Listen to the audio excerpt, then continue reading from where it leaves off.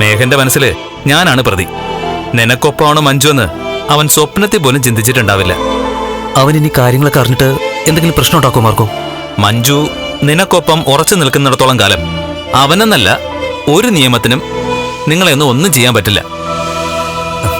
ഒരു കെട്ട് കഴിഞ്ഞവനാ മേഘൻ. അതിലൊരു കുട്ടിയുണ്ട്. അവനാണ് സ്വന്തം മുറപ്പെണ്ണിനെ ആദ്യം തേച്ചൊട്ടിച്ചത്. അതെ എടാ സാഗറേ, വിശ്വാസ വഞ്ചനയ്ക്ക് മാപ്പില്ല.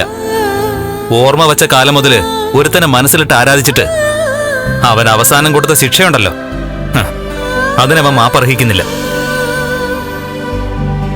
മഞ്ജുവിന്റെ മനസ്സ് മാന്തി പൊളിച്ചവനാ ഈ പറയുന്ന മേഘൻ. അതിനവനും പിടയണം. ഒരിക്കൽ കണ്ണൻ സാറിനെയും മഹാലക്ഷ്മിയും തെറ്റിക്കാൻ വേണ്ടി നിന്നെ വിലക്കെടുത്ത നീ തന്നെ മഞ്ജുവിനൊപ്പം ജീവിക്കണം. അത് മഞ്ജുവിനോടും കണ്ണൻ സാറിനോടും മഹാലക്ഷ്മിയോടും നീ ചെയ്യുന്ന ശരിയാണ്. ദൈവത്തിന്റെ കോടതിയിൽ മാത്രം നമുക്ക് ഉത്തരം ഉണ്ടായാൽ മതി. അല്ലാതെ മറ്റാരെയും ഒന്നും ബോധിപ്പിക്കാനില്ലടാ.